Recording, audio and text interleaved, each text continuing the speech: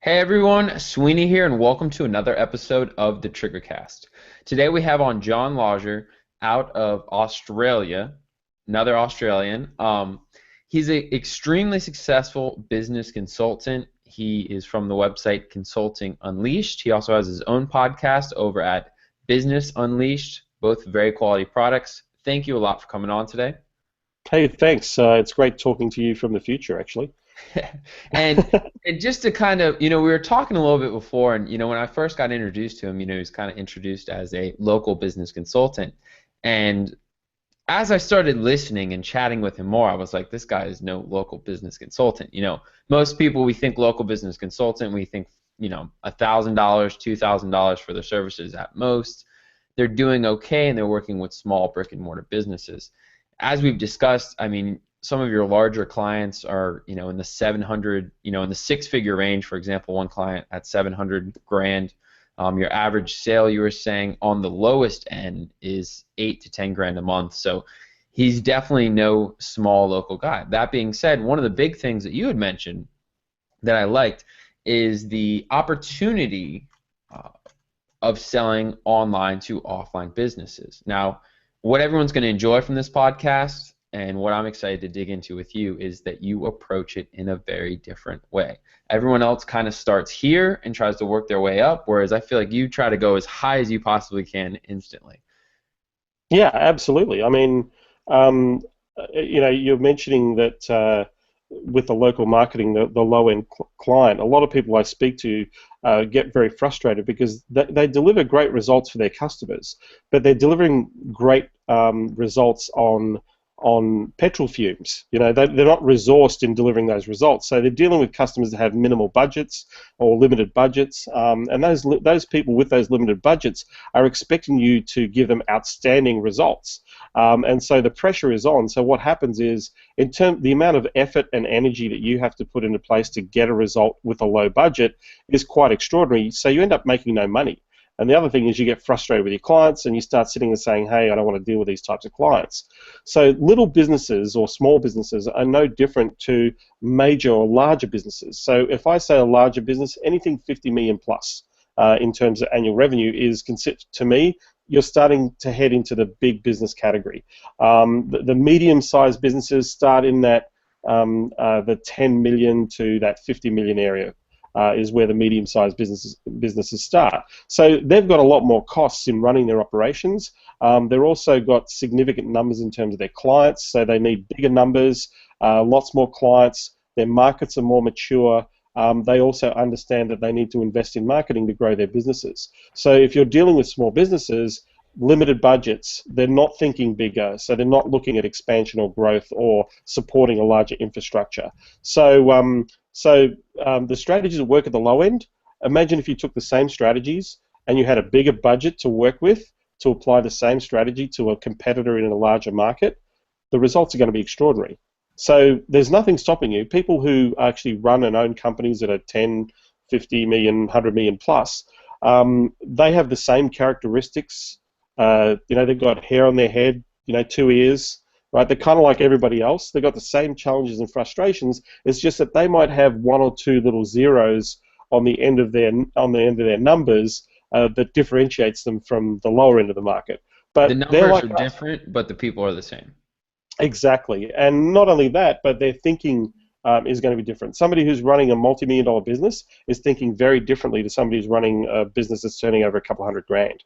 And so the first thing that I encourage people to do is create a criteria of the types of businesses that spend money on marketing. If you're providing marketing services or business coaching, or you have speciality in management consulting or change management, companies that need your services that are willing to pay a higher price have things like assets that they have to pay for. They've got teams to pay for. So a qualifier for me would be at the low end, 10 to 50 employees, right? If you've got 10 to 50 employees, your company is going to be turning over between 3 million up to $20 million, right? Are they spending money on marketing? So they do trade shows, do they do billboards, TV advertising, radio? Are they spending money on PPC? What's the average per click cost per customer that they're spending on their keywords. That's going to give you an indication of their budget in terms of marketing. So anybody spending money on marketing or growing, so that to me, if you're investing in marketing, you're investing in growing. So if I was a business consultant or a coach or a marketing consultant or a strategist or a digital guy, I'm looking for companies that will already spend money on my products and services. So they're the easiest meat to catch or the easiest fish to catch in the market because they're already aware that it's important. And so to me, as long as they tick those numbers, relatively high turnover, team members, infrastructure, equipment, offices, cars, vans on the road, ships, boats, helicopters, planes, anybody that's got infrastructure costs, they need to support those costs, which means they need clients to generate revenue to support all those costs. So to me, they immediately identify themselves as an ideal client, right? So yeah, so why not go for the top? Why not go to a company that needs a higher volume of sales with exactly the same strategy that you would use for a local market that you would adapt to a higher market? And the conversation is roughly the same as well. They need a result. The number one conversation you want to have is companies will say to you, we need a shipload of customers, right? Okay, that's ship with a P, not a T. But instead of that, they want to. You trademarked that yet? Of customers. Yeah, I should. What they need to do, what they actually need is a shipload of sales, right? So there's a differentiation. At the end of the day, it's the result that you want to focus on. So if you have a strategy or a concept that actually can get a great result for a client, then and if that client is at a higher level, they're willing to invest more to make that a reality. I'll give you, if I can give this example at the lower scale, right? You have Domino's Pizza in the United States, yes? Yep. In Australia, Domino's Pizza turns over about $750 million a year, selling $4.95 pizza. In the US, it's a much bigger business. But here in Australia, it's a $750 million business, right? They sell a pizza at $5. So they invest millions of dollars in promotion and marketing and advertising to sell a $5 pizza, right? If you look at their marketing strategy, Domino's Pizza does email marketing. It has an app that you can order off. It has social media that you can interact with. It has all the components that a small business would have to try and give itself the best opportunity to market itself online and also offline, because they do a lot of offline marketing as well. But if you look at Domino's as an example, they test and measure everything. They're constantly changing their websites, so their websites are not static. There's always something new happening. They're always providing content. They're always creating offers. They're always looking for excuses to create offers. If you fatally sign up to subscribe to Domino's Pizza, which is a real dangerous thing to do, there's going to be email in your inbox every single day. Hey, the game's on tonight. We've got a $30 family pack, two bottles of Coke and 5 pizzas, right?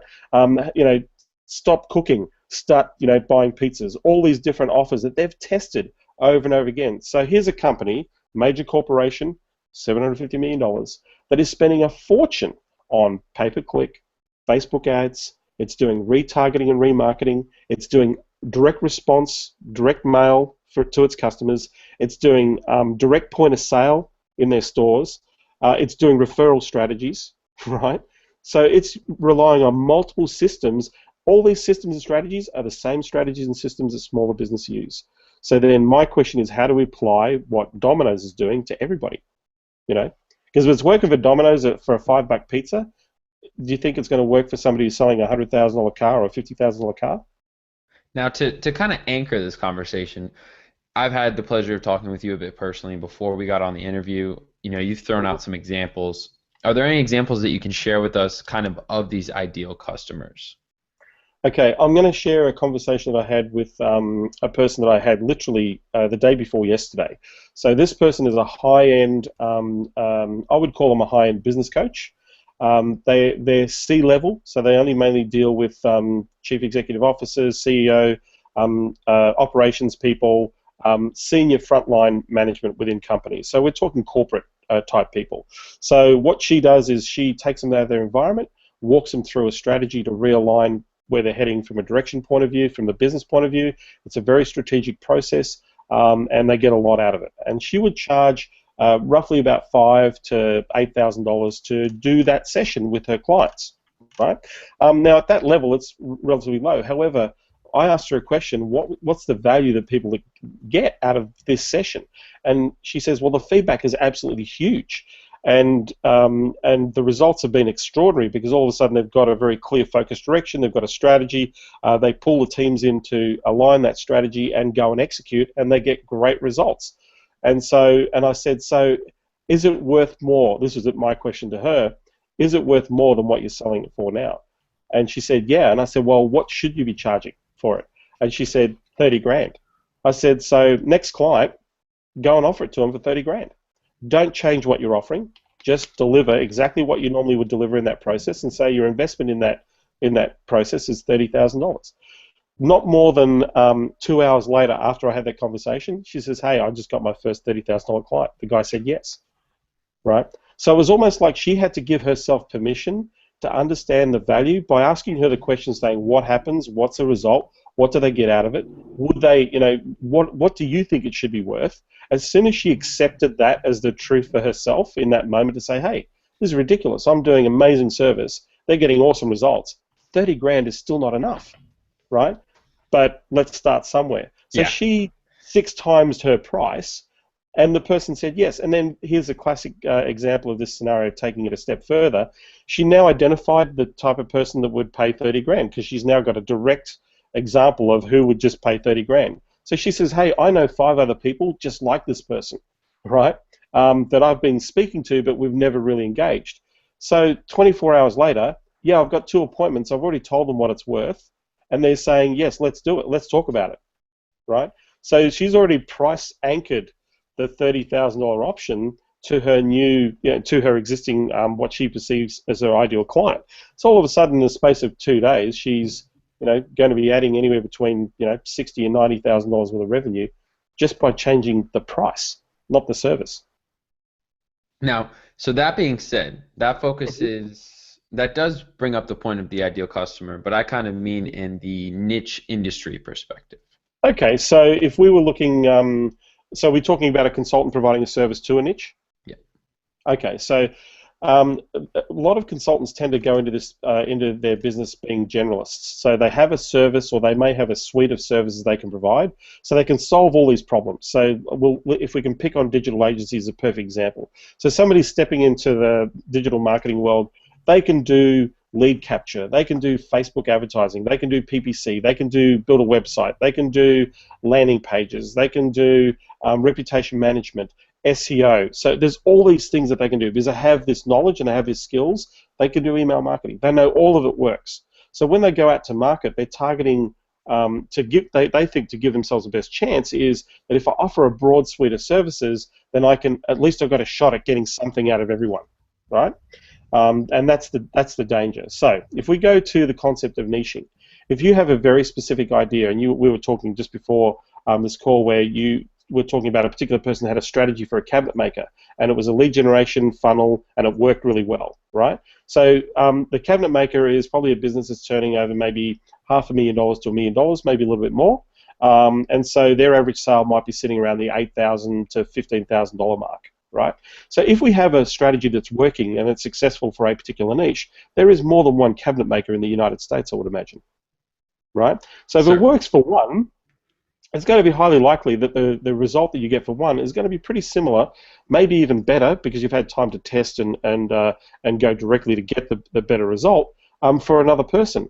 But if we were saying, let's look at that niche comprises itself of different tiers. So you've got the guys who are selling $500,000 kitchens, right, or $500,000 bathrooms for renovations. Then you've got the people who sell the $100,000 bathrooms and kitchens. Then you've got the guys at the 50 grand, and then you've got everybody else. The majority of the market is selling that $8,000 to $15,000, kitchen, right? So instead of going to everybody at that 15 to the $10,000 to $15,000 kitchen, why not go for the guys who are selling $100,000, $500,000 kitchens? Would the sales funnel work for them? Because the value of the sale is much higher.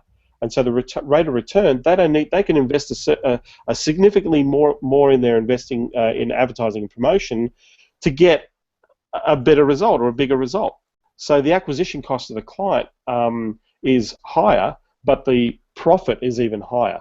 So as a marketer, if I went to a company, let's break this down, if I was targeting the luxury kitchen market with your colleagues' strategy, right? I would take that straight and say, listen, tell me a little bit about your sales process and your customers at the $100,000, $500,000 mark, right?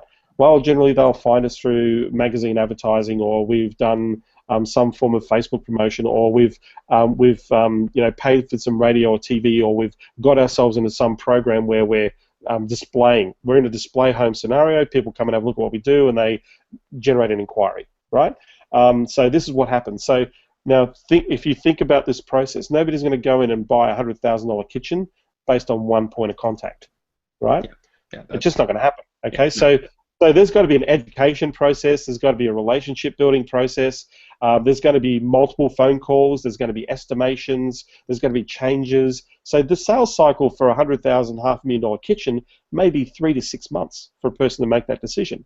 So my question is, in the sales funnel, are there components of the sales funnel that can actually automate the sales process for the higher level client, right? So what can we do to automate, to give them the right information, making sure they're asking the right questions, providing them with the information they need to make better selection. You can automate all this stuff through that sales funnel concept. So if I go to that higher end market and say, listen, I've got a funnel that's already working, I've got a system and a strategy that targets a customer, educates them, nurtures them, and then walks them through to a conversion scenario which puts them in front of you ready to buy. Is that something that would be useful to you at the $500,000 mark? I don't know if too many people would say no to that question, right? You'd want to take a peek, yeah? Certainly. Yeah. So if I showed you that, right? If I went now we're talking to the client. If I sat there and said, right, how many $500,000 kitchens do you sell? Well, we sell 10 of those a year. They're making $5 million worth of revenue. Okay. How much of that $5 million do you get to keep? Well, we get to keep about 30%. So that's $1.5 million in profit. Right? Now, if I keep $1.5 million in profit, is it worth investing $150,000 or $250,000 in advertising or promotion or strategy to go and get that $5 million in sales? Right? How many kitchens do we need to sell at $500,000 to cover the investment of the $250,000? And in his case, it's like, well, if you sold 1.5, we're in. Yeah. Right. So, do you think that and here's the closing strategy question? Do you think if we put a strategy that focused on those $500,000 buyers, that gave them the information, helped them through a process, a gated process, to get to the point of making a decision, do you think in a whole entire year, if we ran a $250,000 marketing strategy, that we would get 2 or 3 customers? Certainly. Right? The guy's going to go, oh, well, I would want at least one a month, or one every other, even if we have one every other month. Yeah. We're adding $3 million worth of revenue for $250,000 investment. Nice return, not nice return. So in that process, I haven't even discussed how I'm going to get them. I've just said, if we put, right now you don't have a strategy, you're doing it the way you're doing it and you're getting that result. But now if you keep doing what you're doing and we add this strategy that is focused on this objective, what do you think is going to happen to your business? We could increase by 25%, 50%, we could even double the business in the space of time. Right? But what we have is a focused strategy to get that outcome. So with focused strategy, you're going to get feedback and a result. One of the biggest questions that people ask is, how do I know it's going to work? If I get $250,000 for this deal, how do I know the strategy is going to work? Right? Well, what's the worst case scenario? If your strategy is working at the low end, do you think that all they've got to do is get 2 clients? Do you think in a year of running this, testing, tweaking, you've got the resources that you're going to get a negative result? It's highly unlikely. So my question is, what if it does work? Not what if it doesn't work, right? Because if it does work, it's huge. Because if they do get the result, could they double their investment? I had a client that I started with at around the low end of $3,500 a month.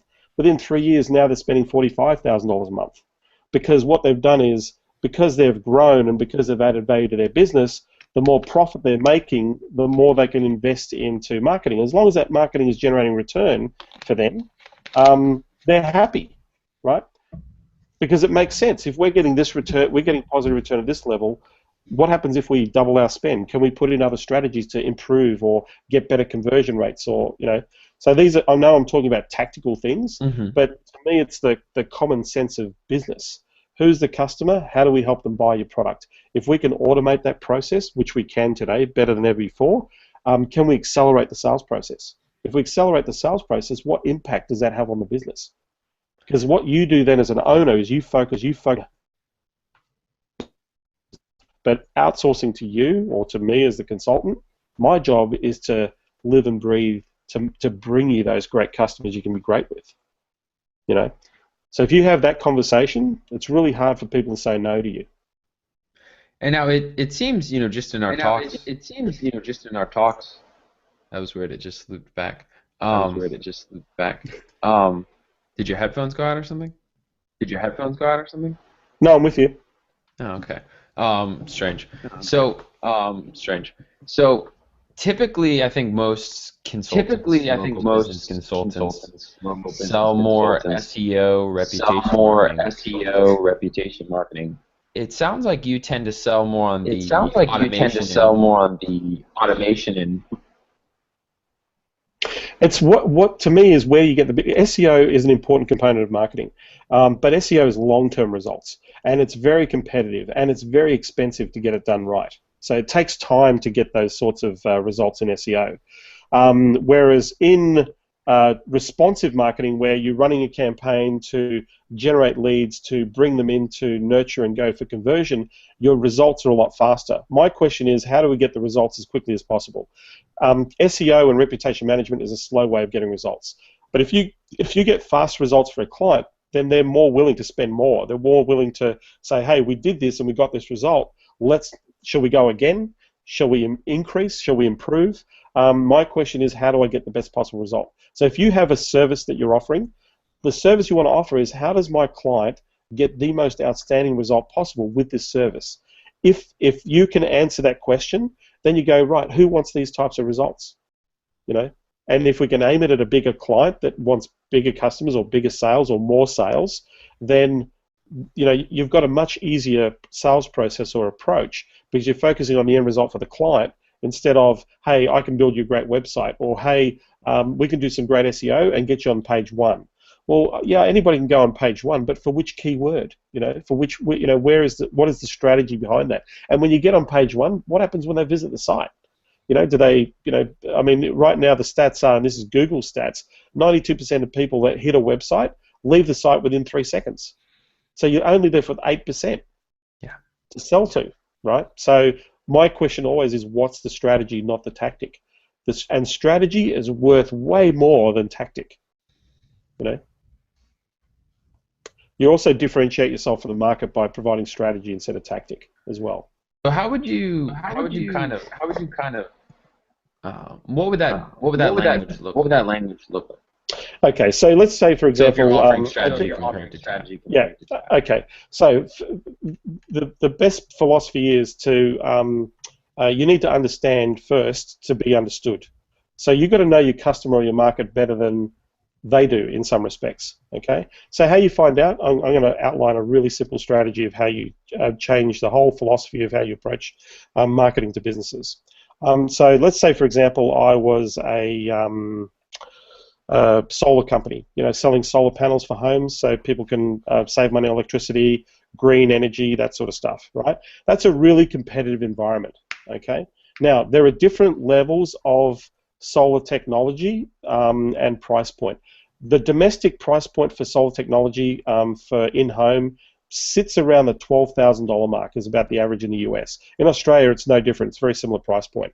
But to actually become energy efficient in terms of removing yourself off the main power grid, so you're only using solar, your investment's going to be between $30,000 and $60,000.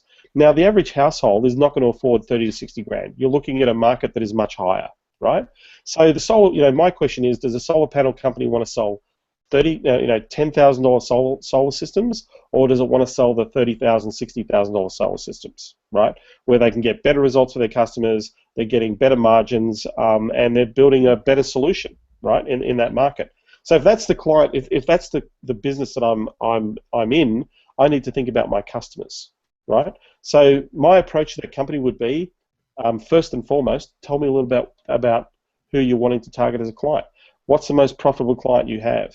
How do you go about getting those sorts of clients right now?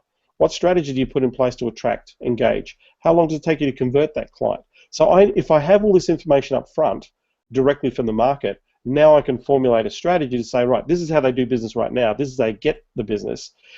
Is what I can do, can I accelerate that process? Can I target better? Can I facilitate something that will give them better conversion? That's what I'm asking myself to be able to deliver a solution. So in asking those sorts of questions like, are you looking to grow as a company this year? And most companies don't even have that philosophy. So I'm sitting there saying, if you're looking to grow, what percentage are you looking to grow by? And most people say, we would love to be doing 10% better than what we did this time last year. Well, if you're doing 10% better than what you did this time last year, you're going backwards, right? But if you look at companies in the market that are growing quickly or adding significant growth rates, their growth rate 50 to 100%. There's this list, a perfect list for everybody that's listening to this is the Inc. 5000 list. The Inc. 5000 list comes out every year, and it gives you the 5,000 fastest growing companies in the United States. It gives you all the niche markets they're in, what cities they're in, what state they're in, what business they're in, and it tells you their turnover, it tells you how many employees they have, and it also tells you what their growth rate is. So if you've got a company that's had 3 years worth of growth rate, that's added up to 300% growth rate, and they're in a market, and one of the a perfect example of this is in the retail market in the US. You would think the retail market's distressed. Well, I think there are 130 companies on that list that have had a growth rate of more than 60% in the retail market, right? What Kool-Aid are they drinking that the rest of the market is not drinking? Yeah. So if you sit there and say, hey, when you understand a business and say, look, from my research, from my knowledge, I know what the average sale is, then I can sit there and say, okay, ultimately, what are you looking for? The language they want to hear is, we would like to have more clients, or we would like to open up new markets for our product. To me, that's a growth indicator, right? Okay, so tell me about those new clients, right? Well, this is what we want. What have we done? My question again, what have you done in the past that's worked to get the result that you're after? That's the first place to go, because if you can pull on marketing that's already worked, you just need to adapt it to your current situation, right? So if it's worked in the past, will it work again, right? What are you offering right now? Because nobody can buy anything from you unless you're offering something, right? So all those components are questions that I ask.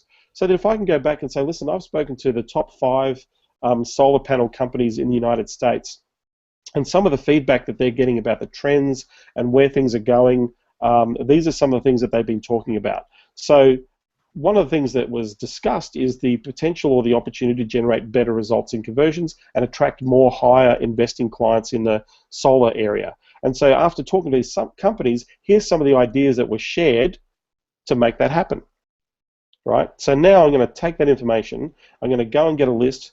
I'll start with the top 5,000 fastest growing companies in the US. I'm sure there's like 30 solar companies in there, right? And I say, listen, I've been talking to some of the top companies in the market. Here's a great strategy, or here's a philosophy they're taking on growing new markets or adding value to their markets.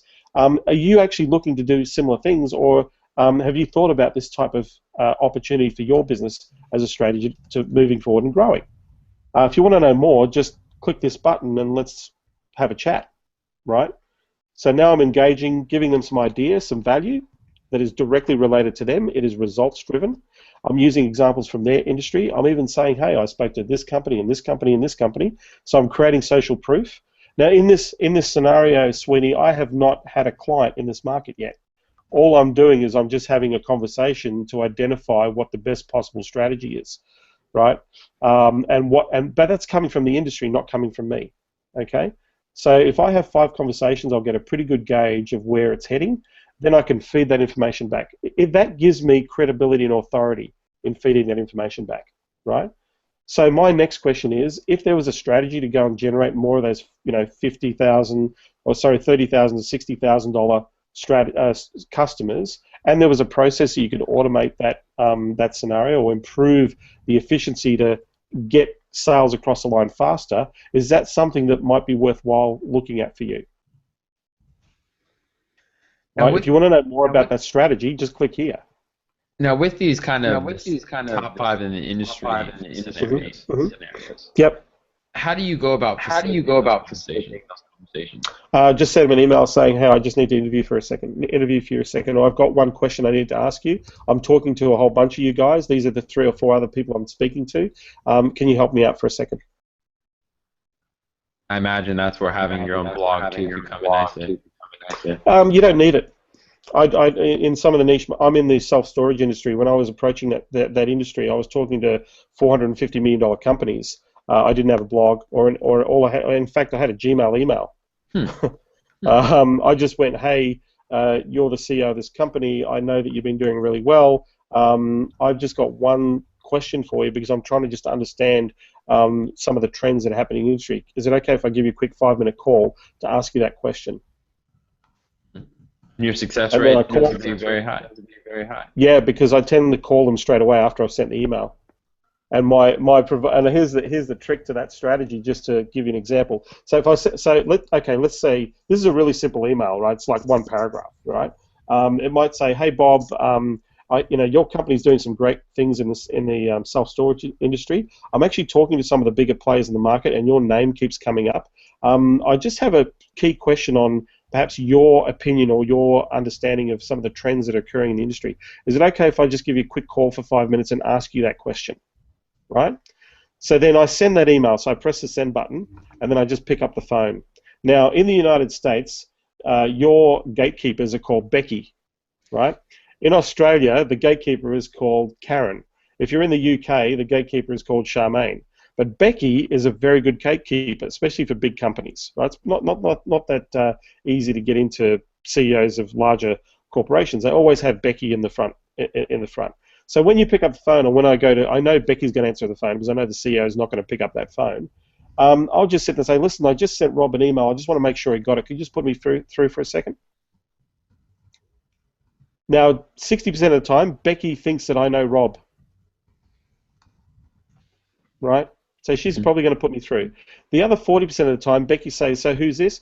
I just let him know it's John Logar, give him a touching base, but I just shot an email through. I just want to make sure he got it. It's very relevant to him. Oh, okay. And then the CEO is saying, John Logar? Who the hell is John Logar? Email? I haven't seen any email. And generally what will happen is I'll get on the phone, right? If I did 20 phone calls like that, I'd probably end up speaking to about 5 to 7 CEOs. If I did 20, so hit the email, follow up with a phone call. So I'm just touching base, make sure you got that email. Then when I got the guy on the phone, I'm saying, listen, I just sent you an email. Did you get it? No, I haven't seen it yet. Okay. Do you mind if I let you know what was in the email? Sure. This is what I'm doing. This is what I'm asking questions about. Is it okay? Is it a good time now, or can we do this later? 9 times out of 10, they'll give me the time. And generally 5 minutes will turn. I get to the 5-minute point because I've asked some intelligent questions, and I'll say, look, we're at the 5-minute mark now. Is it okay if we keep going, or do you want to make another time we can actually further this conversation? That 5-minute call on average will turn into a 40-minute phone call. Because if you're asking questions of people's opinions, they're going to give them to you.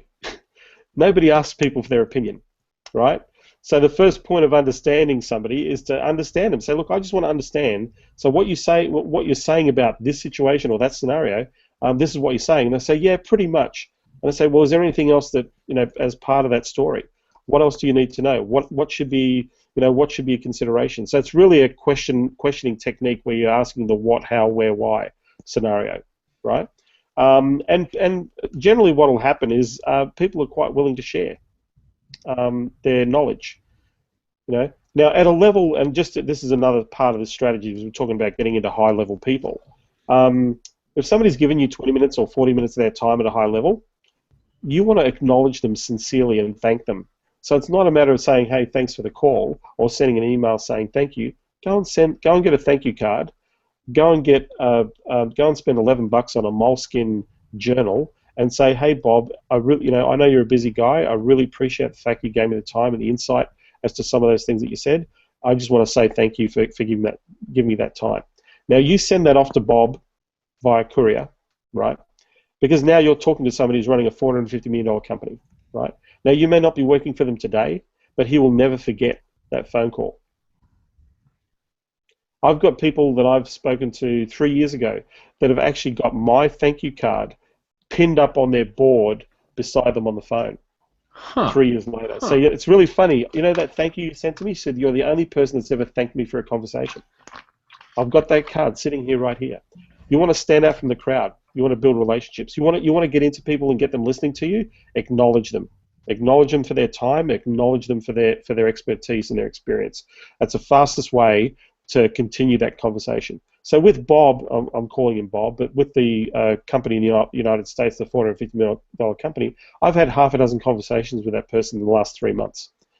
So now we're on friendly terms, and so we're getting to a scenario now where I'm making an offer and we're starting to work on a particular project in that particular industry, right? So because it's such a high value relationship, they're not going to say yes on the first phone call. In fact, it took him 2 conversations to actually ask me the question to say, hey, John, what is it that you actually do, right? So he'd been doing all the talking, and he's saying, look, it's really cool that I really like you, and it's really cool that you're taking time. I really want to know how I can help you. What is it that you do, right? I'm glad you asked. Do you mind if I ask you a couple of questions? Sure. What type of clients are you looking for? How big is there niche market that you're trying to tap into or grow into? What's a strategy? If there was a way to do that faster, better, quicker, easier, or if there's a way to do it more efficiently, is that something that would be useful? Sure. When can we make a time to have that conversation? And that opens the door to that client. So my strategy, always understand the market, understand the person. The fastest way to understand people is talk to the head. The tail can't talk back to you, right? Yeah. Yeah. It's the head that does the talking. So you go to the boss. He's the one that runs the company. I get people, one of the strategies a lot of people face, especially working with bigger corporations, and it depends on who your buyer is. And sometimes the buyer is in the middle level management area. But what I do is if I know the buyer's at the middle management area, I want to go straight to the head so that the head actually walks me down to the middle manager. Because if the CEO introduces me to the frontline manager that's going to make the purchasing decision, that middle manager is now going to listen to me because I have a relationship with his boss, with his head, right? So what a lot of people do is they try and go to the frontline manager and then ascend. So the frontline manager is going to be their advocate and pitch to the CEO. That's a long ball game. I'd rather go to the top and then get introduced to the one that's going to make the decision, because that person now, anything I say, because I've been introduced, is going to be great. Well, this is what's got to happen to make that a reality, or this is what we've got to do to implement this strategy. Great, moving forward. Okay, so how that conversation goes, it's a conversation to understand first. It's an old Stephen Covey principle: seek to understand and then seek to be understood. If you value people, if you share or have empathy to value people, they'll start valuing you. Everybody wants to get married on the first date in business. Right?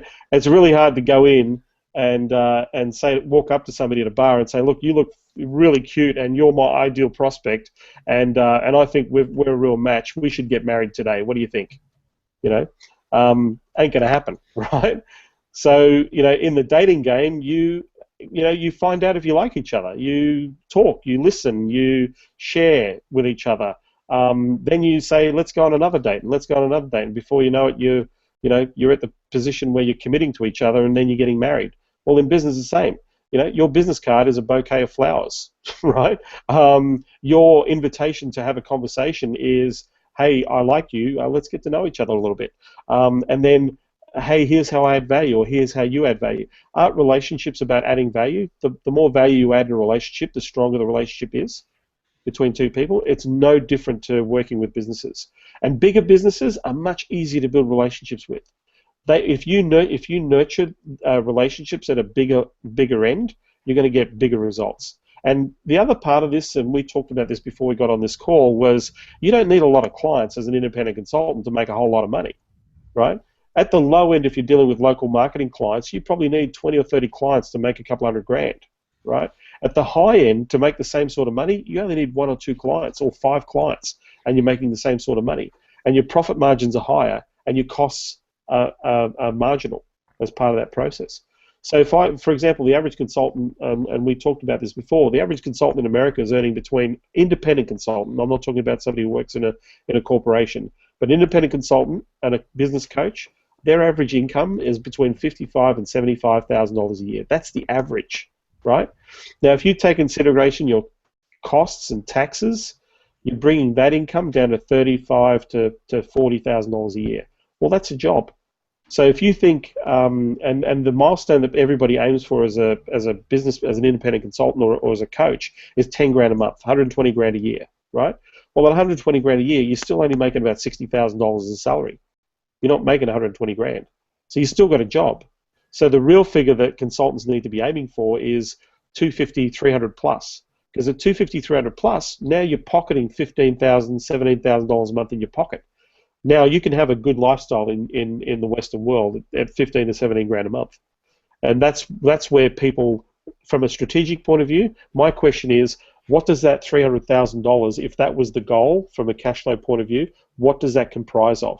Does that comprise of 100 clients at 3 grand, or does that comprise of 5 clients paying me 5 grand a month, which gives me $300,000? So my question is, how long? What does it take to get that first $5,000 a month client? Once I got the first one, then I can go to get the second one. Once I got the second one, I go get the third one. I'm not going to go and get 5 tomorrow, but if I gated my approach over a period of time, I could pull in 300 grand within 3 to 6 months if I wanted to.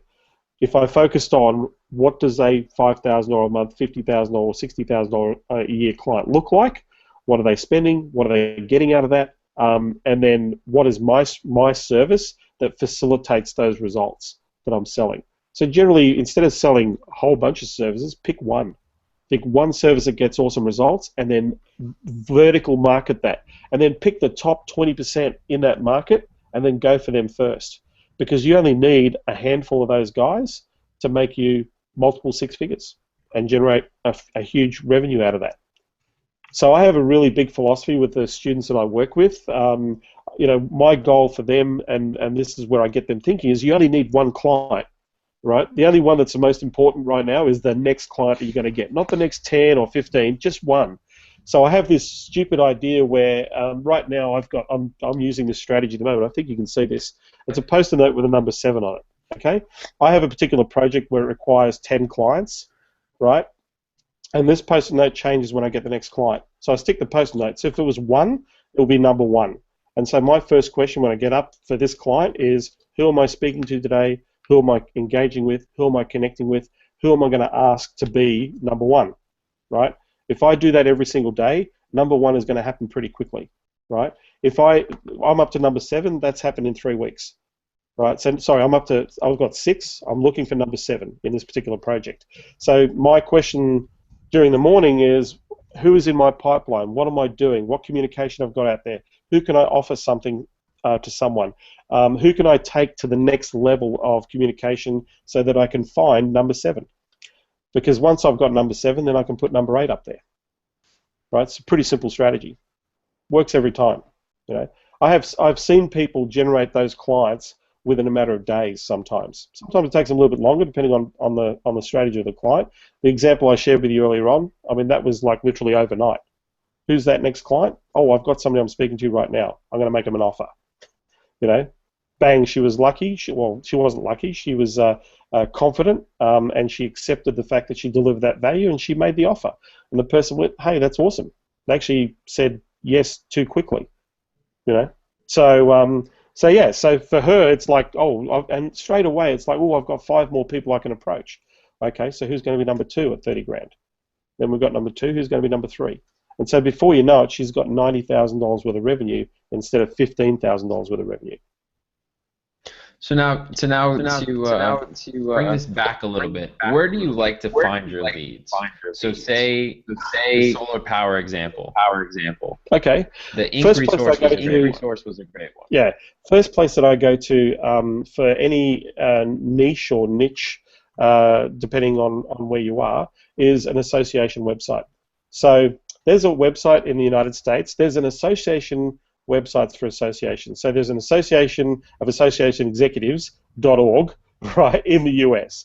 That association is responsible for the directors and executives of more than 10,000 different not-for-profit and for-profit associations around the world in 50 countries, right?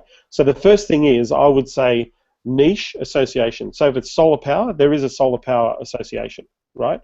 If it's building, there is a builders association in every chapter in every state in the United States.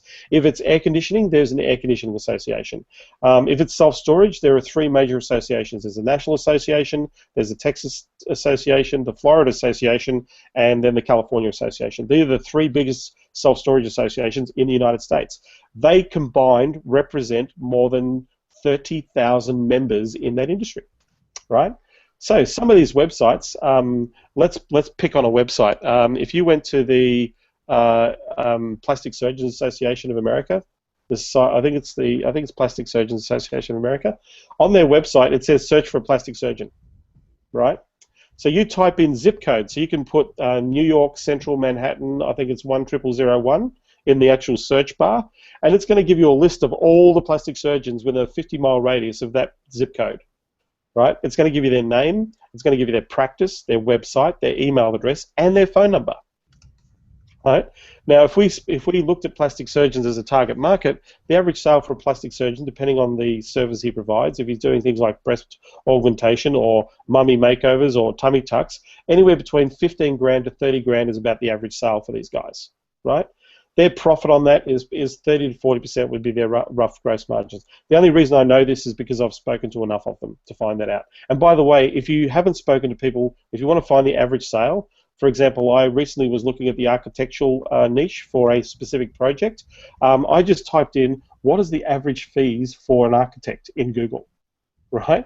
And in Google, there is somebody that has put a PDF together and says, if the building investment is at this level, your architectural fees are at this price. If it's at this level, it's this price. So I found that the average architect on a project in a home charges $35,000 on plants. If the project is $1 million plus, they charge between $50,000 and $100,000 on plants. If it's a multi-million-dollar project, there's going to be $500,000 to $1 million in architectural fees. So now I know what it's worth for a client to an architectural firm.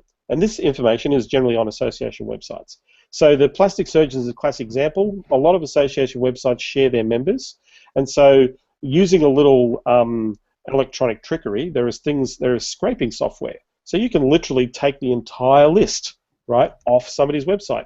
So the plastic surgeons website of the United States Society of Plastic Surgeons, that website has 4,900 plastic surgeons. Name, address, phone number, email, website, right? So I scrape that into a CSV file.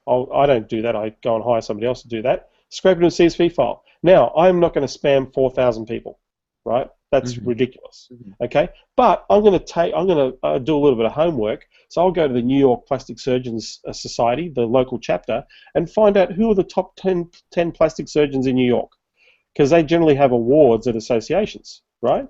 So the top 10 surgeons are going to be the award winners, outstanding performance, biggest growth, best innovation. All these guys are growers, right? They're achievers. So who do I want to work with?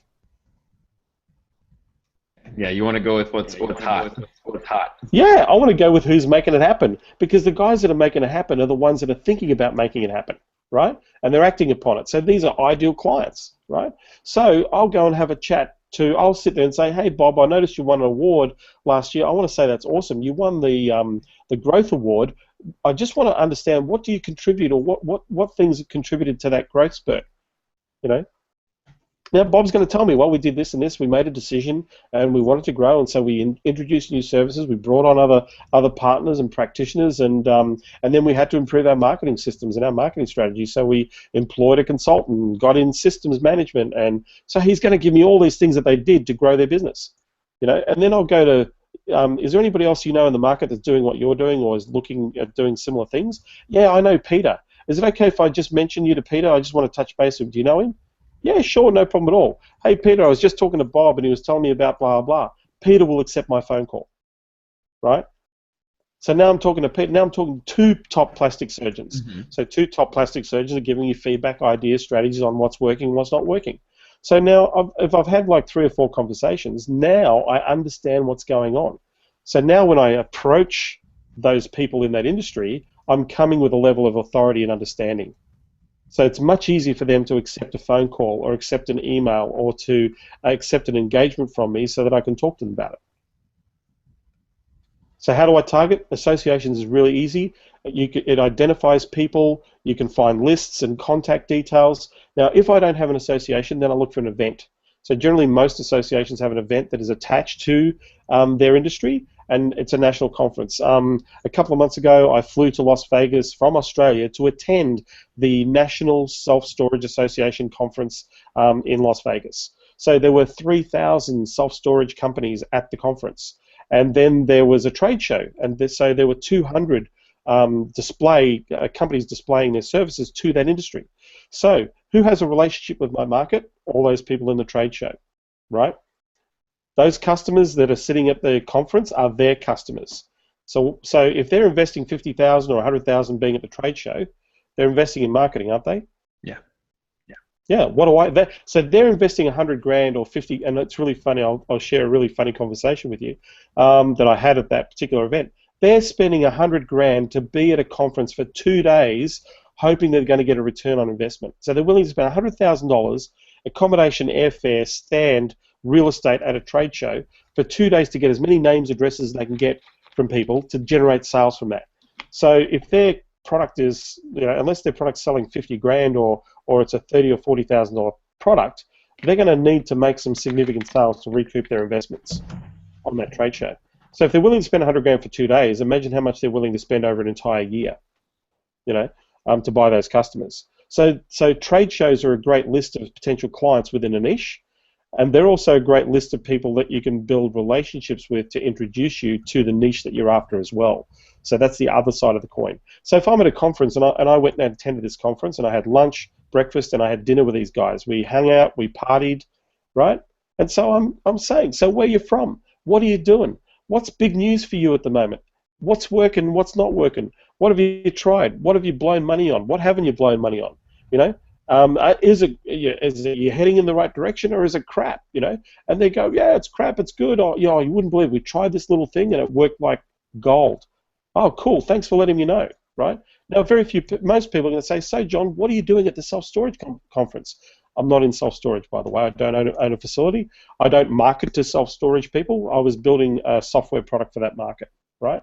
So I was just doing research. But in that research, I found 3 clients that needed my marketing services.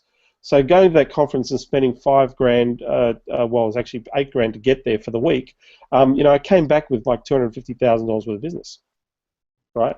But it put me in a very non-threatening environment where you're forced to say hi, and there are decision makers at the event, and so because I wasn't even a member of the association, by the way, I was a non-member going to their conference, right? So because they sold tickets, and so I said, hey, and they've got these things that says non-member tickets. Oh, that's me. I'm a non-member. Great, I'll go to the conference, right? So I go to the conference. So I made it a point to introduce myself to the president of the association, and I also made it a point to introduce myself to the host of the association of that event, right? Because I'm sitting there saying, hey, I'm not in your industry, but I really want to understand a little bit more. Is it okay if I ask you a few questions, right? Sure, absolutely. Now, who does the president know? Yeah, in an industry? Everyone. I know everyone. And is the president going to go and introduce you to the little guy who's got the one facility out in the middle of the Nevada desert that nobody knows? No. Because who's sitting at his table? Is it the little guy that nobody knows, or is it the guys that are turning over $450 million? It's all the top players, all the big players. Exactly. So guess where I'm sitting? Like my opening line to the president was, I flew 15,000 miles to come and have this conversation with you. Right? A good opener. And the guy goes, yeah, the guy goes, what? I said, I've come all the way from Australia, but I really wanted to meet you. Oh, okay. And what are you doing here? Well, I just want to understand this and start the conversation. So is that okay if I sit with you at the table? Sure. Now I'm sitting at the big dog table. So now I got to meet all the CEOs of all the big companies at the table. But I don't know anything about their business. I don't understand their business. They're just people. I just want to understand them. And so they have fears, aspirations, and they're willing to share. If you listen, they're willing to share. So it's really easy to get into vertical niches. I have a client of mine that is right now targeting the startup niche on the west coast of the US. Now, when I say startup niche, it's not startups as in startups bootstrap. These startups have got first and second round funding. They've got millions of dollars to spend, right, on branding and establishing user bases and marketing their products out to their specific customer base.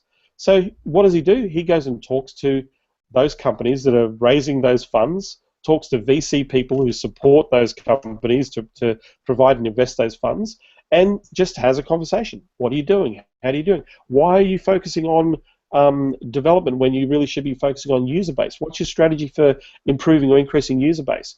You know, oh, well, we thought we'd go viral. How's that working for you right now? Well, we're really struggling, right? We're really struggling with that. What if we got proactive? Who are the users? If we went into the market and looked at user groups and looked at ways of engaging that market, is that something that would work for you? Come and talk to me.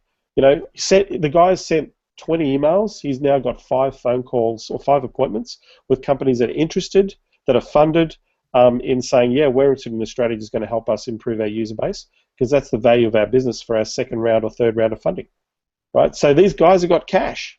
You know, John Dillinger was a famous bank robber in the United States, and a reporter came up to John Dillinger and said, listen, John, you rob a bank, you get captured, you go to jail, you break out of jail, you go and rob a bank, you get captured, you go to jail, you break out of jail. Why do you do this? You know, why do you go and do this? Why the robbing of the banks? And John looked at the reporter and said, well, that's because that's where the money is. So my question is, who's got the money? Where is it? Who's spending it? Right? That should give you an indication of the best possible customer that you can go after. You know, and if you have a conversation in those markets, I've literally picked up the phone. Like when I was in the US, I was traveling around a bit and I was trying to engage. I mentioned those self-storage associations. I literally just found the association president on their website of that chapter, found out who they were, and sent them an email and say, listen, you don't know who I am. I'm just touching base. I'm here in the United States. If I can just take 20 minutes of your time, bring you a cup of joe, just to ask some questions, is it okay if we get together about some of the strategies and ideas that you think of where the industry is happening? Every president said, yeah, sure, no problem at all. I had one president said, look, I can't do lunch, but we can. If you've got time now, I'll give you time now. We were on the phone for 2.5 hours. She didn't have time, Yeah. right? But she gave me all the gold. She gave me the contact. She told me who to speak to. She told me, mention my name, right? So with her, I just sent a thank you, and thank you to her. Something. In fact, I sent her a bunch of flowers to say thank you with a card. I mean, it cost me like $60 to do that. She was on the phone like, wow, like, hey, I really appreciate that. That was really nice of you. Nobody's ever done that for me, you know. But now I know that I can pick up the phone and talk to Cindy. I won't give you a full name, but I can talk to Cindy anytime I like. You know, if I've got a problem or trying to get into somebody, she'll get me in there, you know, or she'll try and help me out because I've built that rapport. So association niches are very powerful to go after. Trade shows, events, very powerful. Conferences, amazing. You know, the thing is that you've got to have a strategy to go in with. If you don't have a strategy to go in with, you minimize your opportunities. So for me is, what do I want out of this? What am I trying to get out of this? And if I'm trying to get out of that, how can I be of value to them first? You know, my philosophy is, how do I, to have a friend, you've got to be a friend first. Right, so what can I do to add value? How can I help them? Sometimes the simple fact of listening to their stuff or their opinions, that's adding value to that relationship. Sometimes in that conversation you might have an idea and you share an idea, you're adding value, you know. So that's the philosophy. How can I add value? It's the same with potential clients. You know, before I can marry you, before we're going to go on a date, is there something that I can help you with? If you come with that philosophy, or I have something that may be of use. I don't know if it's useful or not, but I thought this was really cool. Maybe it supports what you're looking for, right? You know, the concept of sharing strategy with somebody, saying, look, I don't want to give you half the strategy, I want to give you the entire strategy, right?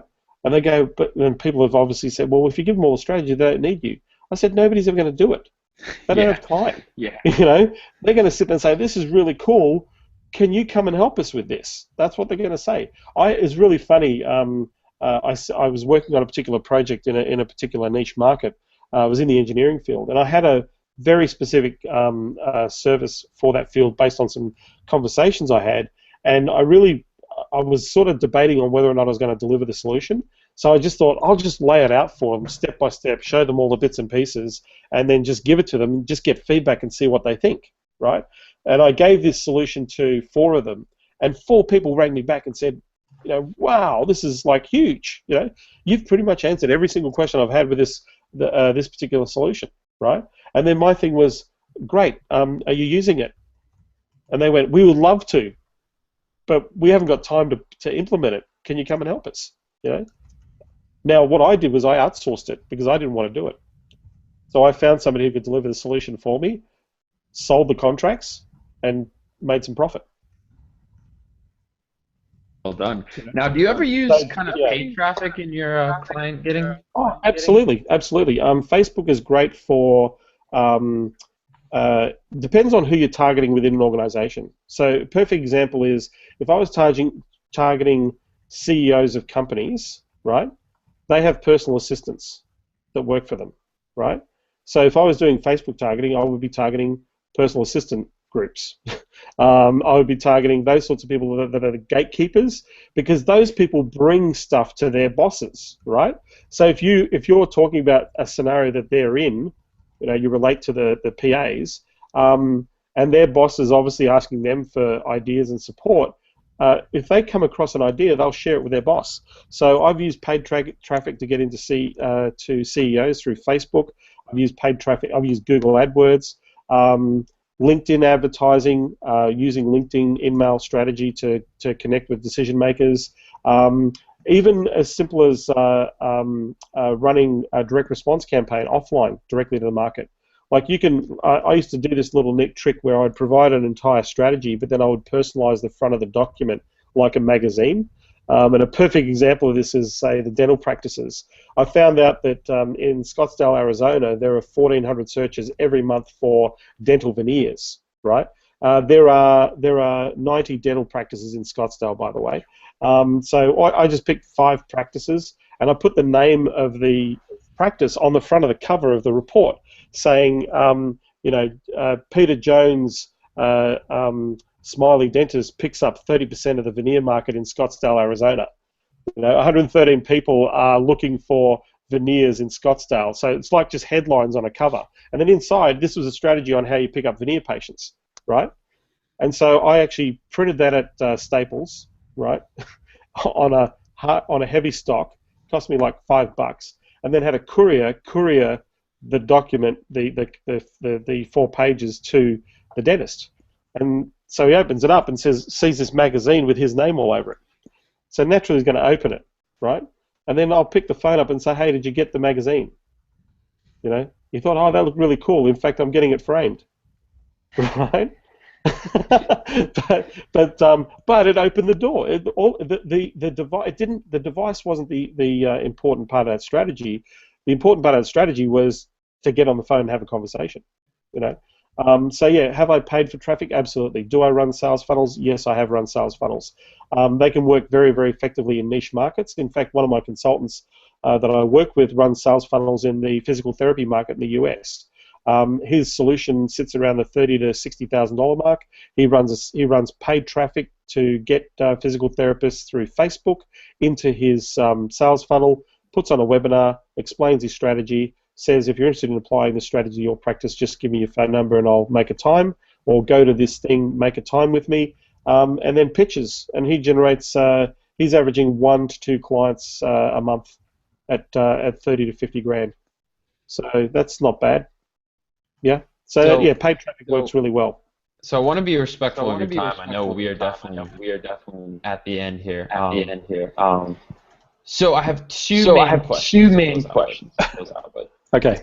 So one, I know you're big on getting in quick. Yeah. What's the next strategy after that? Obviously, you want to get a result. And then yeah. Well, the ideal customer is a retention-based customer, a client that's going to spend money with you every month, right? So your plan or your program has to if you want to generate good quality revenue out of it, your plan has to incorporate the ongoing strategy. So, for example, I'll map it out as if I was using a particular product or service as an entry point, and then how do I build that into a long-term scenario. So, for example, I'm really a big fan of reignition campaigns. A reignition campaign is taking your existing customer base, running a promotion to that customer base, and getting a result. It's a fast way, one of the fastest ways that you can put cash in the bank account of your clients. So, I'll give you a perfect example. Let's say it was a roof restoration company. On this particular strategy, the roof restoration company would generate RFPs or quotes for jobs, right? So they get inquiries, get a quote, and then their conversion rate on those quotes is generally probably about 15 to 20%, right? So my question is, what happens to the other 80 quotes that don't go ahead? You know, do you follow them up? Do they not buy from you, or they go somewhere else? Or that's my question. So when I asked the question of the roof restoration company, they said, well, they must have bought from somebody else. I said, well, how do you know, right? Well, they didn't buy from us. Well, that doesn't denote, you know, have you ever generated a quote and not bought the product? Well, all the time. Okay, so you're telling me that out of those 80 quotes, there's people out there who still have an opportunity to go ahead and purchase or invest in your services. So I said, have you got a list of those people? You know, how many you got over the last 6 months? He said, oh, we've got about 600 of them. Great. Do you want to make some cash, some quick cash? Yep. Right. Let's make some quick cash off an old list. So what we're going to do is we're going to take these 600 people, make an offer to them, run a sequence to support that offer, and then we're going to have a follow-up strategy to resell your services to that old list, right? So great offer, time-sensitive, relevant to the market, and the offer was to make another appointment for a requote, right, to get them going, okay? So that was the offer. So the offer went out. A follow-up email was, hey, I just want to make sure you got the offer. The next follow-up email was, hey, I'd love to know what you thought about the offer. The next follow-up email was, hey, would you like to go ahead with that? We've only got a few places open, right? So 600 people on old quotes. Within 29 minutes of pressing the button on sending the email, 71 requests for a quote on going ahead. These are old emails, right? 71 requests. Open rates, they'd never emailed this list ever before. Open rates was between 39 and 52% was the average open rate. In fact, the third email got the highest open rate, which is about 58% on the third email. This is to a list of people who are not customers or decided not to go ahead for anything. We actually had to stop the campaign briefly because we got 71 quotes right up front, so the salespeople were kind of busy, right?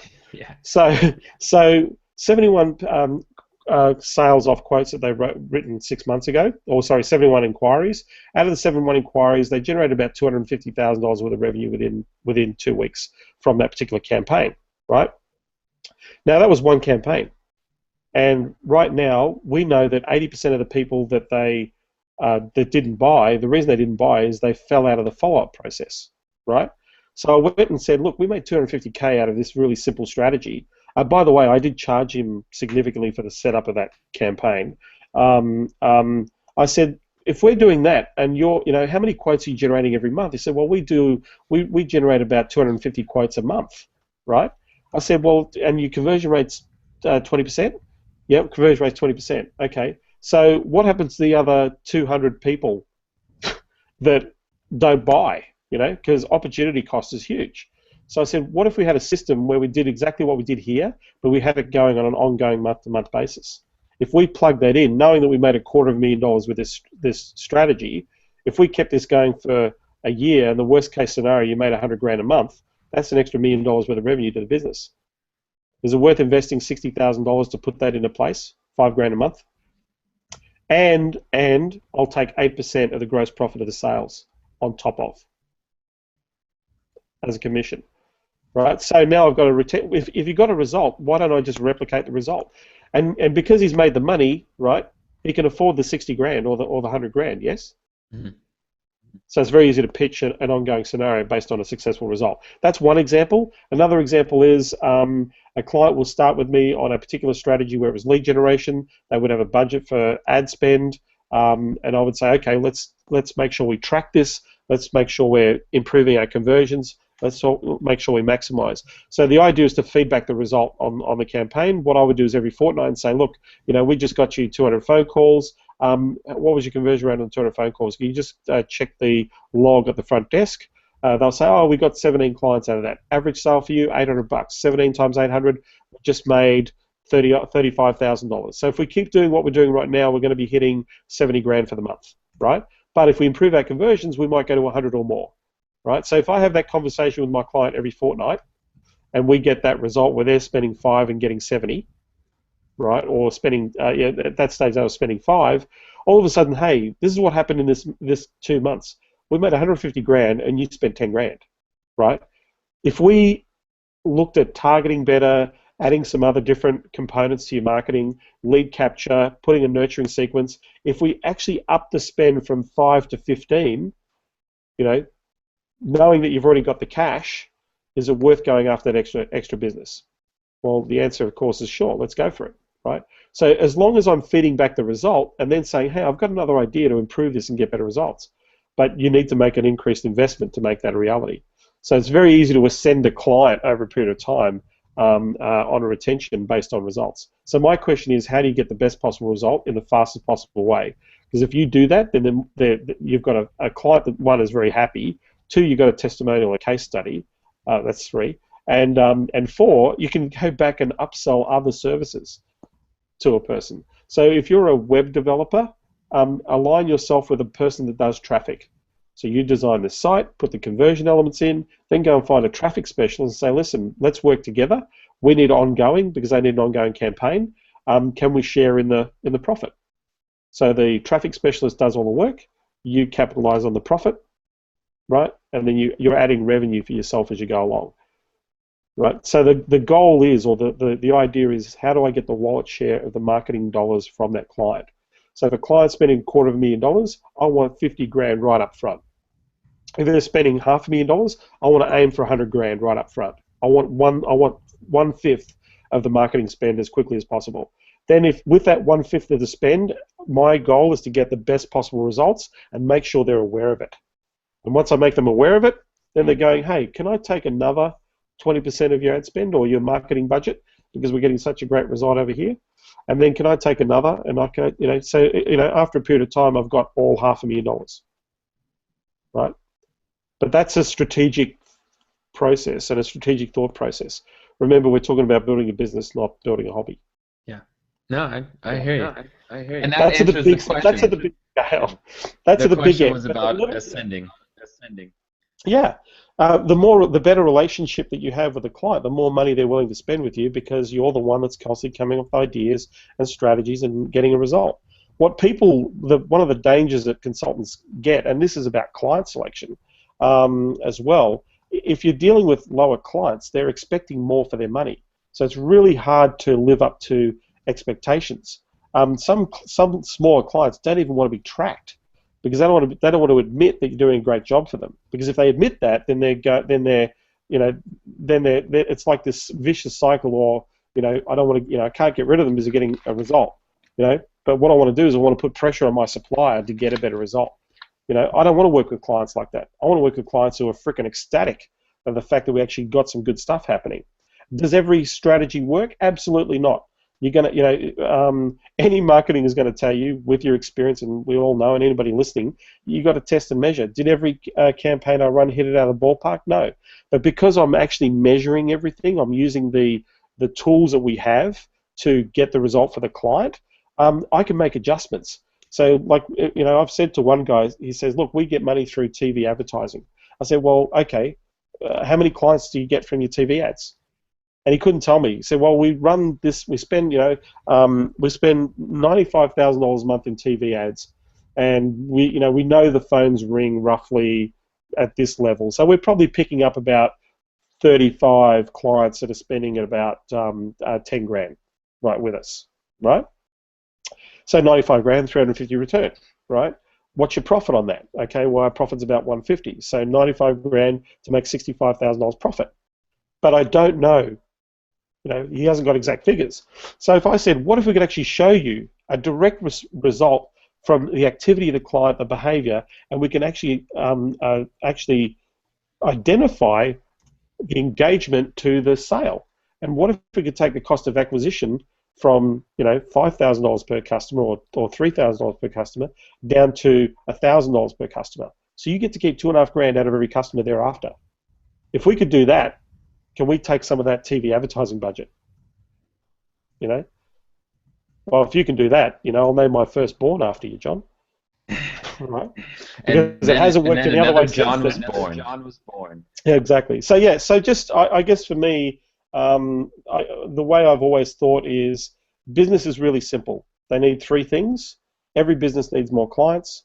Every business needs those clients to spend as much money as possible when they engage that product or service. And then every business, and this is the end that most businesses fail at, every business needs to nurture a relationship and make sure that those clients are actually increasing their spend on all the other products and services they provide to that market. If they're not doing that, at least they're putting in strategies to generate referrals, to generate like-minded clients. If they're not, the biggest money is at the back end, right, at that frequency part. And there's also big money in the increasing the revenue part. The example I shared before with the business consultant, from $5,000 to 30 grand, she upped a sale. Her profit margin just went through the roof because all she did was put the prices up. She didn't increase the costs. Right, so that has a huge impact on her business and her lifestyle. It's the same for a business. So what most consultants do is they focus on what can we do at the front end. Where the real big money is for a client is what you do at the back end. So if you take our marketing principles and apply them to those strategies, one, you're going to set yourself apart from every other Me Too that says, hey, I can go and bring you some customers, right? The second part of that is that people will be more willing to listen to you as well, because you're actually making sense, or you're talking something that's relevant and practical to their business. So yeah, Makes a lot of sense. So thank you a lot for coming on. Where's the best place for people to find out more information? If you want a whole bunch of free stuff and some really good strategies, just go to consultingunleashed.com. And I do a lot of interviews with experts, and I share a podcast on businessunleashed.com if you want to. Because I actually talk case study strategy. So if you want to hear more about the nitty gritty of how a strategy works or how things have worked for other consultants in the market, just pop on the podcast. There's a whole bunch of cool people that we talk to that give us all our biggest secrets. And do you have a course? I know you have an event coming up soon. I have a live event happening in Austin, Texas on the 7th and 8th of March. It's called the Consulting Unleashed Masterclass. That event is actually showing people who are wanting to get in, not just wanting to get into the consulting business, but people who are already consulting at some level. I actually show them high-level strategies. I actually open my books and show exact tactics and strategies I use to generate high-end clients. Through two very significant strategies. And so I show how to get in high-end niches, what I did to get the sale, the exact process that I used, what the pitch was, what the product was, and what the conversions are. And I do that with another strategy. I also have my CEO, who's a specialist in building outsourced teams and project managers. So a lot, if you want to leverage yourself in business, you want to leverage through other people. So what we're doing is we're covering specific strategy aspects of growing a significant consulting business. It's not a pitch event. There's no pitch. It's all content. So I don't believe in doing fluff, and I'm certainly not there to promote other programs. It is purely designed to give people specific tactic strategies. So if you go to consultingunleashed masterclass.com, I think there's 50% price on the early bird tickets at the moment. All right. So no courses currently? Yes, I have the Consulting Unleashed Mastermind program, but people have to qualify to get into that one. They'll find the application on the website. It's not an open program. People have to jump through some hoops to get in there. The guys and girls that are in that program are very committed to growing significant businesses. So people have to be ready for them, or they have to be ready and committed to themselves to actually go through that process. So we kind of do the Jedi mind trick on them and get them thinking bigger and differently and acting in a different way so that they can get awesome results. So yeah, so yes, that's coming. I've got a summit happening, and there is a course that's being launched in April as well. So that will support the consulting community as well. So yeah. Awesome. Well, thank you a lot. Excited for you to come over and end up stateside. Yeah. Thanks, Swin. I'm really looking forward to being in the US. I mean, I'm really excited about actually what's happening economically in the United States. I think a lot of people in this business, especially if you're in the consulting business, it's about to explode over the next 3 to 5 years. More and more consultants needed in the market. So huge opportunities for consultants. So yeah, I want to be in that market. So yes, I'm moving to Austin, Texas. Nice, nice. And have a good one, John. Thanks, man. I really appreciate having me on board, Sweeney. This was cool.